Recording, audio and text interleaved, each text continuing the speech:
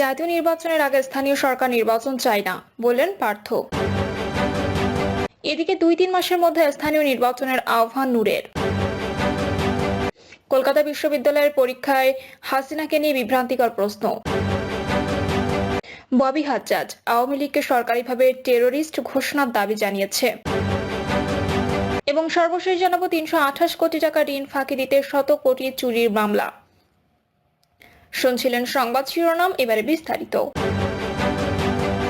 জাতীয় নির্বাচনের আগে স্থানীয় সরকার নির্বাচন চায় না, বললেন পার্থ। জাতীয় নির্বাচনের আগে স্থানীয় সরকার নির্বাচন চান না বলে জানিয়েছেন বাংলাদেশ জাতীয় পার্টির চেয়ারম্যান আন্দালিব রহমান পার্থ বলেন, বৈঠকে ছোট ছোট অ্যাডভাইস দেওয়া হচ্ছে। নির্বাচন কবে হবে, কোন দল তাড়াতাড়ি নির্বাচন চায়। আমরা বলেছি যে আমরা আগে স্থানীয় সরকার নির্বাচন চাই না, কিন্তু অনেক রাজনৈতিক দল আবার চেয়েছে স্থানীয় সরকার নির্বাচন আগে হলে ভালো হবে। বিজেপি চেয়ারম্যান বলেন, 4,500 ইউনিয়ন পরিষদের একটা মারামারি হওয়ার শঙ্কা আছে। ইউনিয়ন পরিষদ নির্বাচনে অনেক বেশি রক্তক্ষয়ী সংঘর্ষ হয়। গ্রাউন্ড রিয়েলিটি আলাদা। আওয়ামী লীগকে গ্রাউন্ড রিয়েলিটিতে অনেকে মানে না, মেনে নেবে না। এই সন্ত্রাস যেন না হয়, স্থিতিশীল যেন থাকে। কোনো ধরনের সংস্কারের জন্য কেন জাতীয় নির্বাচন বিলম্বিত না হয় সে বিষয়ে আমাদের তরফ থেকে বলেছি। 2-3 মাসের মধ্যে স্থানীয় নির্বাচনের আহ্বান নূরের। 2 থেকে 3 মাসের মধ্যে স্থানীয় নির্বাচন নিয়ে নির্বাচনের টেন্ডার চালুর আহ্বান জানিয়েছেন গণ অধিকার পরিষদ সভাপতি নুরুল হক নূর বলেন, আমরা দেখেছি স্বরাষ্ট্র মন্ত্রণালয়ের মতো গুরুত্বপূর্ণ মন্ত্রণালয়গুলো কোনো ফাংশনে আসছে না। এছাড়া এলজিআরডি মন্ত্রণালয়ের মতো গুরুত্বপূর্ণ মন্ত্রণালয়গুলোতে উপদেষ্টাদের মধ্যে সমন্বয়ের মাধ্যমে পুনর্গঠন করতে হবে।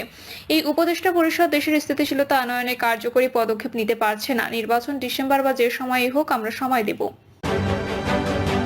কলকাতা বিশ্ববিদ্যালয়ের পরীক্ষায় হাসিনাকে নিয়ে বিভ্রান্তিকর প্রশ্ন।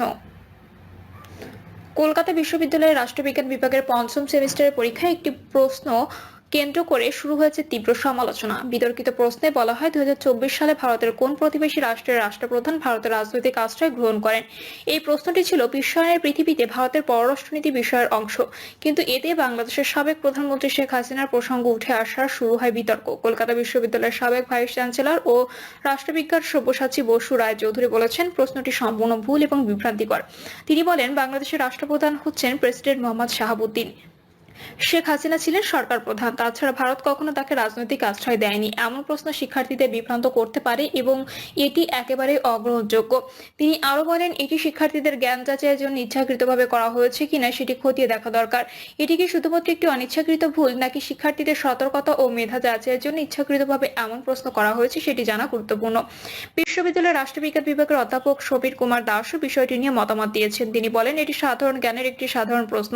তবে রাজনৈতিক আশ্রয় শব্দটি প্রশ্নে উল্লেখ থাকায় আমি সন্তুষ্ট নই, কারণ এটি আমাদের কূটনৈতিক বাস্তবতার সঙ্গে কতটা সংগতিপূর্ণ তা বিবেচনার বিষয়। বিশ্ববিদ্যালয় কর্তৃপক্ষের অবস্থান। কলকাতা বিশ্ববিদ্যালয়ের ইউজি বোর্ডের এক সদস্য জানিয়েছেন, বিষয়টি নিয়ে শিক্ষকরা আলোচনা করছেন, তবে এখনো পর্যন্ত লিখিত কোনো অভিযোগ জমা পড়েনি। তিনি বলেন, প্রতিবার পরীক্ষার জন্য 3টি সেট প্রশ্ন তৈরি করা হয় এবং একটি চূড়ান্ত করা হয়। যদি কেউ আগের এই ভুলটি তুলে ধরতেন, তাহলে বৈঠকে এটি নিয়ে সূক্ষ্ম আলোচনা করা যেত। সামাজিক মাধ্যমে ভুল তথ্যপূর্ণ প্রশ্নপত্র প্রকাশের পর শিক্ষার্থী এবং সাধারণ নাগরিকদের মধ্যেও প্রতিক্রিয়া দেখা গেছে। অনেকেই সামাজিক যোগাযোগ মাধ্যমে বিশ্ববিদ্যালয়ে এমন অবহেলাকে দায়ী করেছেন। বিশ্ববিদ্যালয় কর্তৃপক্ষ ইতিমধ্যে বিষয়টি খতিয়ে দেখার আশ্বাস দিয়েছেন এবং ভবিষ্যতে এমন বিভ্রান্তিকর প্রশ্ন এড়াতে আরো সতর্ক হওয়ার প্রতিশ্রুতি দিয়েছেন। ববি হাজ্জাজ আওয়ামী লীগকে সরকারিভাবে টেরোরিস্ট ঘোষণার দাবি জানিয়েছে। জাতীয় ঐক্যমত্য কমিশনের প্রথম বৈঠকে জুলাই গণঅভ্যুত্থানে গণহত্যার কারণে আওয়ামী লীগকে সরকারিভাবে টেরোরিস্ট ঘোষণার দাবি জানিয়েছেন জাতীয়তাবাদী গণতান্ত্রিক আন্দোলনের চেয়ারম্যান ববি হাজ্জাজ বলেন, আজকের বৈঠকে বিভিন্ন বিষয় নিয়ে কথা বলছি। জাতীয় নির্বাচন কখন কিভাবে হবে তা তুলে ধরেছি, তবে তার আগে আওয়ামী লীগকে নিষিদ্ধ ঘোষণা দেখতে চাই বলে জানিয়েছেন। তিনি বলেন, গত 16 বছরে আওয়ামী লীগ দেশে গণহত্যা চালিয়েছে। তারা গত সবকটি নির্বাচনে ভোট ডাকাতি করেছে। বিশেষ করে তারা গত জুলাই আগস্টে নজিরবিহীন গণহত্যা চালিয়েছে। তাই দলটি এখন দেশের মানুষের কাছে টেরোরিস্ট অর্গানাইজেশন হিসেবে চিহ্নিত হয়েছে। তাই আমরা প্রধান উপদেষ্টাকে জানিয়েছি যেন সরকারিভাবে আওয়ামী লীগকে টেরোরিস্ট ঘোষণা করা হয়, সেই সঙ্গে তাদের রাজনীতি যেন নিষিদ্ধ করা হয়। আগামী নির্বাচন প্রসঙ্গে এনটিএম চেয়ারম্যান বলেন, আমরা শক্তভাবে জানিয়েছি জাতীয় নির্বাচনের আগে কোনোভাবে স্থানীয় নির্বাচন নয়। আমরা মনে করি স্থানীয় নির্বাচনকে ঘিরে প্রচুর দাঙ্গা কোন্দল শুরু হতে পারে। পুলিশ বাহিনী এখনই আইন শৃঙ্খলা নিয়ন্ত্রণ করতে পারছে না, তখনও পারবে না। তাই জাতীয় নির্বাচনের আগে কোনোভাবে যেন স্থানীয় নির্বাচন না হয় সে কথা আমরা বলেছি। ববি হাজ্জাজ বলেন, নির্বাচিত সরকারের বাইরে বড় কোনো সংস্কার সম্ভব নয়, তাই শিগগিরই একটা নির্বাচন দরকার। আমরা বলেছি 2024 সালেই দিতে হবে এমন নয়, তবে অতি শিগগিরই যেন দেওয়া হয়।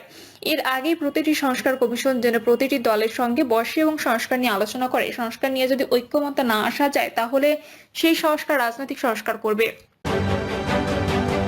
328 কোটি টাকা ঋণ ফাঁকি দিতে শত কোটি চুরির মামলা।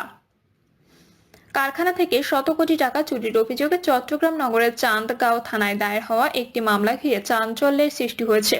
যে কারখানা থেকে চুরির অভিযোগ করা হয়েছে সেই সেটির কাছে 3টি ব্যাংকের পাওনা রয়েছে 328 কোটি টাকা। চুরি মামলা দায়েরের পর সার্বিক পরিস্থিতিতে বর্তমানে ঋণ আদায় ঝুঁকিতে পড়েছে বলে জানিয়েছেন ঋণ সংশ্লিষ্ট ব্যাংকগুলোর কর্মকর্তারা। তদন্ত সংশ্লিষ্টরা জানিয়েছেন, মামলা দায়েরের পর কয়েক মাস পেরিয়ে গেলেই বেইস টেক্সটাইল লিমিটেড কর্তৃপক্ষ কি কি মালামাল চুরি হয়েছে তা সুনির্দিষ্ট তালিকা দিতে পারেনি। আবার মামলার এজাহারে কখন কি চুরি হয়েছে তা সুনির্দিষ্ট করে উল্লেখ করা হয়নি। আসামির নামেও উল্লেখ করা হয়নি, শুধু উল্লেখ করা হয়েছে 5 মাসের কারখানা থেকে প্রায় 100 কোটি টাকার মালামাল চুরি হয়েছে। এই কারণে মামলাটি নিয়ে ধোঁয়াশায় রয়েছে তদন্ত কর্মকর্তারাও। তবে পুলিশের ধারণা, কারখানা থেকে মূল্যবান মালামাল ও যন্ত্রপাতি আগে সরিয়ে নিয়েছে কর্তৃপক্ষ। এরপর সেটি এক প্রকার উন্মুক্ত করে নেওয়া হয়নি তেমন কোনো নিরাপত্তা। এই কারণে লোকজন হাতের কাছে যা পেয়েছে তা নিয়ে গেছে। সব মিলিয়ে ব্যাংকে ঋণ ফাঁকি দিতে শত কোটি টাকার চুরির মামলাটি দায়ের করেছে কারখানা কর্তৃপক্ষ। পুলিশ জানায়, গত 6 নভেম্বর কালুরঘাট CDA শিল্প এলাকায় অবস্থিত বেইস টেক্সটাইল লিমিটেড থেকে চুরির অভিযোগ মামলাটি দায়ের হয়। কারখানার সাবেক কর্মকর্তা মীর মানজির হোসেন বাদী হয়ে মামলাটি দায়ের করেন। মামলার এজাহারে উল্লেখ করা হয়, কোভিড-19 ও রাশিয়া ইউক্রেন যুদ্ধের প্রভাবে ব্যাপক আর্থিক ক্ষতি হয়। 2022 সালের জুনে বেইস টেক্সটাইল তৈরি পোশাকের ইউনিটটি বন্ধ করে দেওয়া হয়। পরে শ্রমিক অসন্তোষ এবং আর্থিক অসঙ্গতির কারণে 2023 সালের জন্য টেক্সটাইল ইউনিটে বন্ধ করে দেওয়া হয়। কারখানা বন্ধ থাকা চুক্তিভিত্তিক নিরাপত্তা প্রহরীদের সঠিকভাবে তদারকি করা সম্ভব হয়নি। এতে 2024 সালের মে মাস থেকে 5 নভেম্বর পর্যন্ত বিভিন্ন সময়ে প্রহরীদের চোখ ফাঁকি দিয়ে কারখানায় বিদেশি যন্ত্রপাতি, গ্যাস জেনারেটর, শীততাপ নিয়ন্ত্রণ করা যন্ত্রসহ গুরুত্বপূর্ণ জিনিসপত্র চুরি হয়েছে, যার আনুমানিক মূল্য 100 কোটি টাকা। এজাহারে আসামি হিসেবে কারোর নাম বা অজ্ঞাতনামা হিসেবে কোনো সংখ্যা উল্লেখ করা হয়নি। এর আগে গত 30 সেপ্টেম্বর বেইস টেক্সটাইলের পক্ষে চান্দগাঁও থানায় সাধারণ ডায়েরি করা হয়। কারখানার ব্যবস্থাপক ফয়াজ আহমদ এতে উল্লেখ করেন, 2024 সালে 5 আগস্ট সরকারের পথ পরিবর্তনের পর অস্থিতিশীলতার সুযোগে ছোটখাটো চুরি বাড়তে থাকে। কারখানার সামনে বখাটেদের আনাগোনা বেড়েছে। তারা কারখানার নিরাপত্তা কর্মী জহিরুল ইসলামকে মারধর করে বলে জিডিতে উল্লেখ করা হয়। তবে তখন চুরির অভিযোগ করা হয়নি। সরেজমিনে গত 8 ফেব্রুয়ারি গিয়ে দেখা যায় কারখানার দেয়ালগুলোতে শুধু অবশিষ্ট রয়েছে। গেটের ভেতরে লোহার কিছু স্ট্রাকচার পড়ে আছে, ভেতরে ছড়িয়ে ছিটিয়ে আছে ভাঙা কাঁচ ও ইটের টুকরো।